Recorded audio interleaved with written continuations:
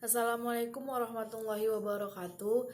Perkenalkan, nama saya Puja Puspita Sirait. Di sini saya mewakili kelompok 5 yang akan mempresentasikan hasil makalah kami yang berjudul Konvensi Hak Atas Tanah. Pengertian konvensi. Sebagaimana diketahui, sebelum berlakunya UU PA berlaku bersamaan pada perangkat hukum tanah di Indonesia atau dualisme, satu sumber pada hukum adat disebut hukum tanah adat, dan yang lainnya bersumber pada hukum barat yang disebut hukum tanah barat. Konvensi Hak-Hak Barat. Menurut Gea Negara dalam bukunya Hukum Pidana Agraria, Logika Hukum Pemberian Hak Atas Tanah dan Ancaman Hukum Pidana. Yang pertama, hak agendum. Yang kedua, hak erpak. Yang keempat, hak postal. Yang kelima, hak gebruk.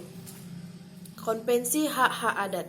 Hak ulayat masyarakat hukum adat dalam pasal 1 ayat 1 Peraturan Materi Negara Agraria kepada BPN nomor 5 tahun 1999 tentang pedoman penyelesaian hak ulayat masyarakat hukum adat.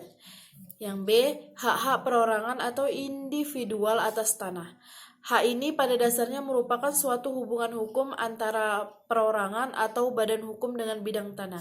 Yang C, konsep hak komunal. Konsep hak komunal, tanah komunal atau komunal bezitrek merupakan tanah yang dikuasai dan atau dimiliki secara bersamaan.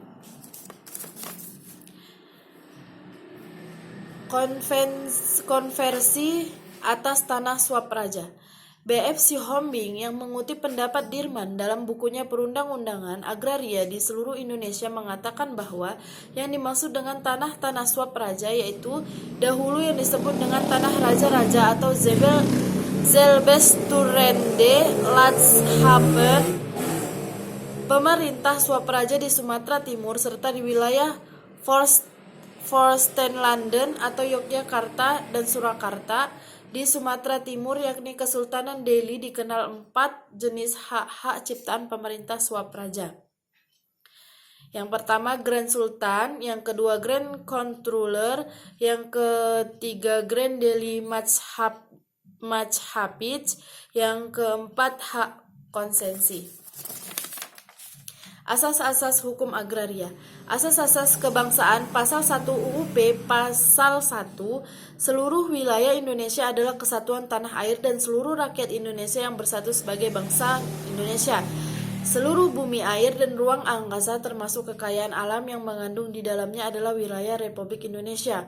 Hubungan antar bangsa Indonesia dan bumi, air serta ruang angkasa termaksud dalam ayat 2 pasal ini adalah hubungan yang bersifat abadi. Dalam pengertian bumi, selain permukaan bumi termasuk pula tubuh bumi di bawahnya serta yang berada di bawah air.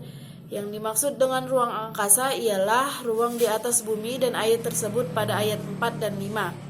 Asas-asas hak menguasai negara pasal 2 UUP.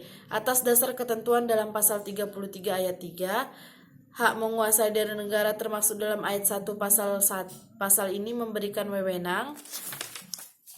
Keempat, wewenang yang bersumber pada hak menguasai dari negara tersebut. Hak menguasai dari negara tersebut di atas pelaksanaannya dapat dikuasai kepada daerah-daerah swatantra dan masyarakat-masyarakat hukum adat. Demikianlah presentasi dari saya. Jika ada yang kurang jelas bisa ditanyakan langsung kepada saya, Puja Puspita Sirait. Wassalamualaikum warahmatullahi wabarakatuh.